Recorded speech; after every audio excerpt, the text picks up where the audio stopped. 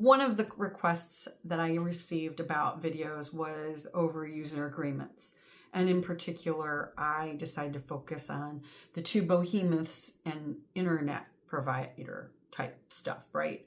And mainly that would be Facebook, Meta, and Google. Now, I want you to be aware that they track everything you do. Google, Meta, they have everything you do.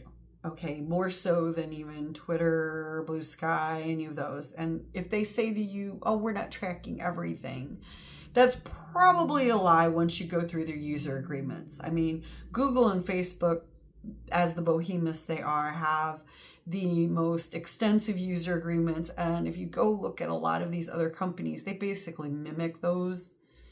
They're not that much different. These are the behemoths. Everybody mimics the behemoths.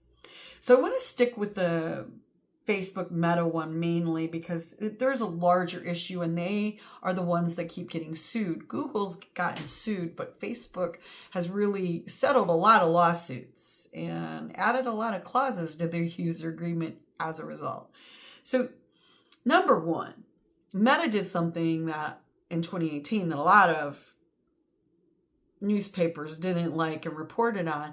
And one of the things that they did was they made deals with various phone manufacturers, including Samsung, where they would install their own software that would basically track you in the background, all of your searching on your smartphone, where you went, what stores you went to. I mean, everything.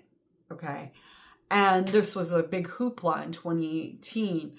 And up until the lawsuits that really kind of brought this into like the forefront, even if you didn't have Facebook installed or any of the Meta products installed, there was software, Meta software on your Samsung phone. Now, Google didn't like the illegal access of the Android apps and the Google apps.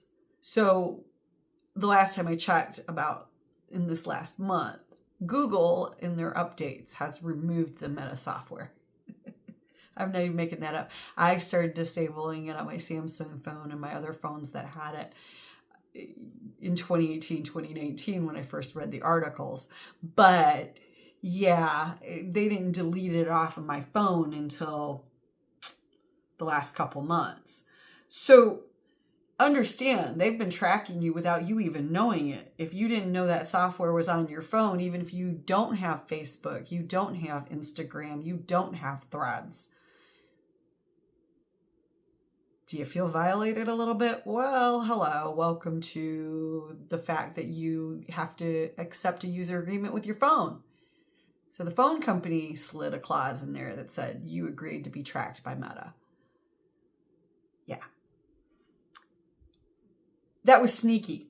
And now Google and Meta got into it kind of, right? Because I know Google's latest Android update is why that software is gone probably. Which is cool with me. But I know Google's tracking me too. So they're just holding it on to all that data for themselves. Now, with Meta being under such scrutiny, we end up with those lawsuits defining the user agreement. What Meta has done with these $725 million settlement, $90 million settlement, $1.4 billion settlement is taken those lawsuits, the settlement, and then put a clause in there to allow them to continue to do what they wanted to do. Wow.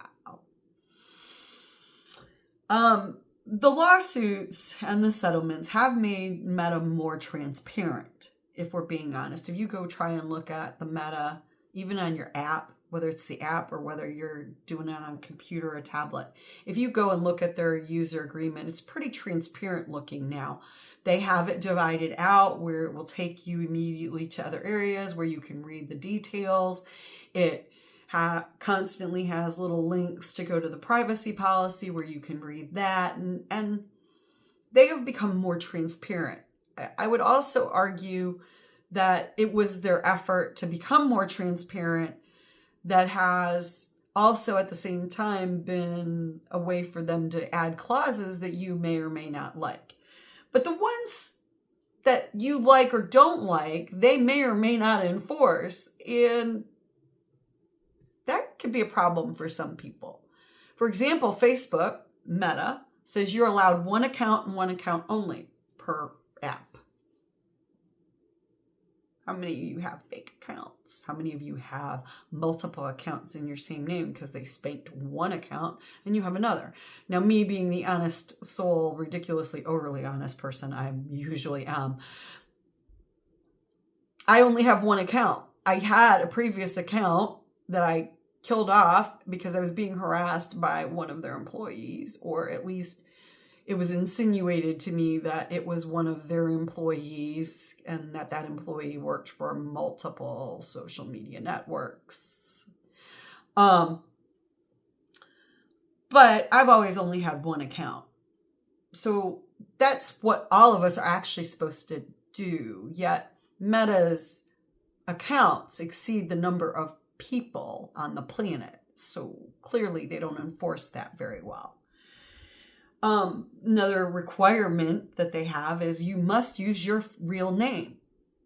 You must use the name that you use daily on your driver's license or whatever.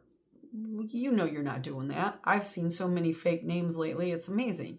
You're using your first and middle name. You're using your last name only. You're using, some made up nickname and that, right? The only exceptions should be creators with a actual persona. That's Meta's own rule, but they don't enforce it, do they? My personal favorite is no convicted pedophiles. Let me tell you, I'm the asshole that when I get into an argument with these right-wing guys and these incels, I background check the crap out of them. That's how I know and can tell who is or isn't a fake profile, because certain things start to stick out with the fake profiles. So they're easier and easier to spot the more often you do this. And I have been doing this since 2018. So I am practically an expert. I swear. It's amazing how ridiculous some of the profiles are and how easy you can pick out who's the fake profile. I've gotten so good at it, I can pick out AI photos. Probably 9 out of 10 times. And what makes me mad is when I do these background checks, no convicted pedophiles, 1 out of 4 of the nastiest right-wing men that I find that are actual real people, not fake profiles, 1 out of 4 is a pedophile, convicted pedophile. I have found convicted pedophiles in Kansas, Oklahoma, California, Michigan, Wisconsin. 1 out of 4 of every right-wing asshole that pisses me off enough that I background check them and they turn out to be a real person. 1 out of 4, 25% of every right-wing asshole is a pedo. And some of them legitimate pedos, like 14-year-old girl, 56-year-old man pedophile. So Facebook isn't exactly controlling that very well. According to them, they don't allow any fake sellers. Now, I have plenty of friends that bought stuff through those ads when they used to allow the ads in your feed, those weird ads, shoes and stuff like that from just randos selling stuff on the internet.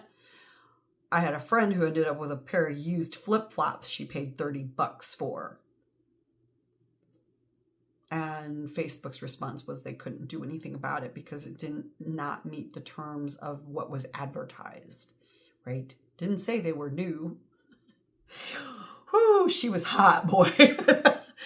But Facebook says they don't allow that. Well, I know plenty of people that have got scammed on Facebook Marketplace still. So, I mean, I know 7 people specifically. I actually counted them out who I actually knew. 7 people that have got ripped off on Marketplace in the last, 4 or 5 years. Facebook did nothing. Those those same accounts are still selling crap. So they're not always keeping up with their own rules. Now, here's the thing. I promised you guys these are 10 minutes, right? So we are at our 10-minute limit. And that's a lot to digest. Next video, we keep going in that list of things that they say you can or cannot do and they will get rid of you. But it's kind of an iffy thing right there, right? Till next time, think about it. Peace.